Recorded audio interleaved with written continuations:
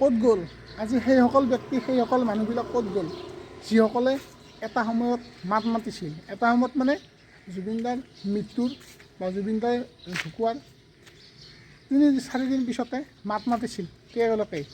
সেইসকল মানুহ আজি ক'ত গ'ল? জুবিন দাৰ কাৰণে ন্যায় বিচাৰিছিল, আজি কিয় মাত মতা নাই তেওঁলোকে?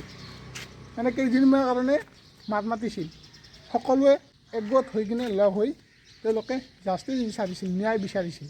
আৰু এতিয়া কিয় তেওঁলোকে মাত মতা নাই, মাত মাতিব পৰা নাই? এনেকুৱাকৈ ছ'চিয়েল মিডিয়াত বহুতে মানে কমেণ্ট কৰি আছে, ছ'চিয়েল মিডিয়াত বহুতে মানে বহুত বেছি ভাইৰেল হৈ আছে। তেওঁলোক আজি ক'ত গ'ল? চাওক, তেওঁলোকেও মাত মাতি আছে নিজা নিজা প্লেটফৰ্মত বা নিজা নিজাকৈ তেওঁলোকেও মাত মাতি আছে। আপোনালোকে কি এইটো বিচাৰিছিলে নেকি? ৰাস্তাত ওলাই আহি কিনে হাল্লা হুলস্থুল পৰিৱেশ তো এনেকুৱাকৈ মানে ন্যায় বিচাৰিব লাগে নেকি আপোনালোকৰ মতে?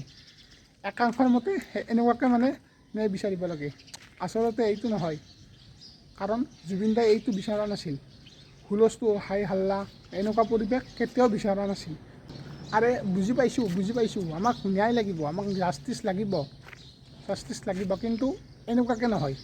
বুজি পাইছেনে? আপোনালোকে এনেকুৱাকৈ হুলস্থুল হাল্লা পৰিৱেশ হাই হাল্লা, কিন্তু জুবিন দাই সেইটো কেতিয়াও বিচৰা নাছিল। চাওক, জুবিন দাই ন্যায়ৰ কাৰণে আমি আগতো কৰি আছোঁ বা আগতো মাত মাতি আছোঁ আৰু এতিয়াও মাত মাতিম আৰু আগলৈও মাত মাতি যাম। ঠিক আছে, এনেকুৱাকৈ মাত মাতি যাম। কিন্তু যেতিয়ালৈকে জুবিন দাই ন্যায় নাপায় আপোনালোকেও এনেকুৱাকৈ লাগি থাকক ন্যায় নোপোৱালৈকে। জুবিন দাৰ অপৰাধীয়ে উচিত শাস্তি নোপোৱালৈকে আমি এনেকুৱাকৈ মাত মাতি যাম।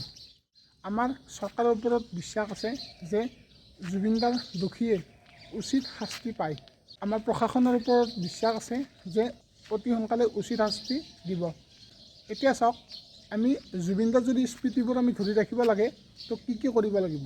জুবিন দাই কৈছিলে য'ত নাহৰ গছ থাকিব তাত জুবিন দাই থাকিব। গতিকে আপোনালোকে এইটো কৰক যে জুবিন দাৰ স্মৃতিবোৰ আমি ধৰি ৰাখিবলৈ হ'লে আপোনালোকৰ প্ৰত্যেকৰ ঘৰে ঘৰে নাহৰৰ পুলি, নাহৰ গছৰ পুলি এইবিলাক ৰুৱক।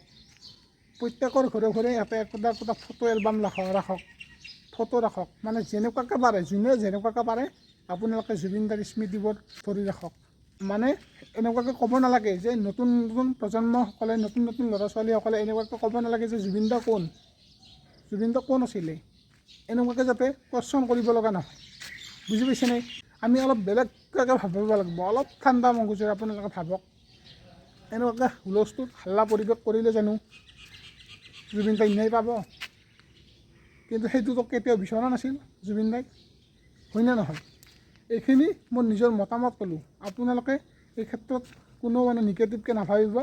মোৰ নিজৰ ব্যক্তিগতভাৱে মতামতখিনি মই আপোনালোকক আগবঢ়ালোঁ। তো আপোনালোকে এই ক্ষেত্ৰত কি ভাবে কমেণ্ট বক্সত কমেণ্ট কৰি জনাব। এতিয়া কেইটামানে ক'ব পাৰে যে তই কি আল্টু ফাল্টু বকি আছা। আৰে ভাই, মই নিজৰ মতামতখিনি আপোনালোকক মই শ্বেয়াৰ কৰিছোঁ। কিবা যদি ভুল হৈছে ক্ষমা কৰিব।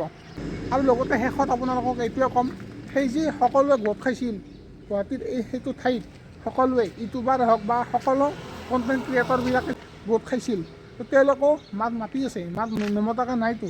আপোনালোকে ভালদৰে চাওকচোন মাত মাতিছেনে নাই। মাতি আছে, তেওঁলোকৰ কামবোৰ নিজে কৰি আছে। কিন্তু যিসকলে এনেকুৱাকৈ উচতাই দি আছে তেওঁলোকে কিন্তু মানে একো এটা কৰা নাই। বুজি পাইছেনে? আৰু লগতে আপোনালোকক কওঁ, এই চান্সত মানে এইটোৰ পৰিৱেশতে বহুত কেইটামান আছে অভদ্ৰ বা কিছুমান লোক, তেওঁলোকে মানে চান্স লৈ আছে। বুজি পাইছেনে? তেওঁলোকে মানে চান্স লৈ আছে। ইয়াৰে মাজতে তেওঁলোকে মানে নকৰিব লগা কাম কিছুমান কৰি। অসমবাসী ৰাইজ, আপোনালোকে এবাৰ কথাটো ভালদৰে ভাবি চাব। ঠিক আছে? যদি একমত কমেণ্ট বক্সত কমেণ্ট কৰিব। ধন্যবাদ।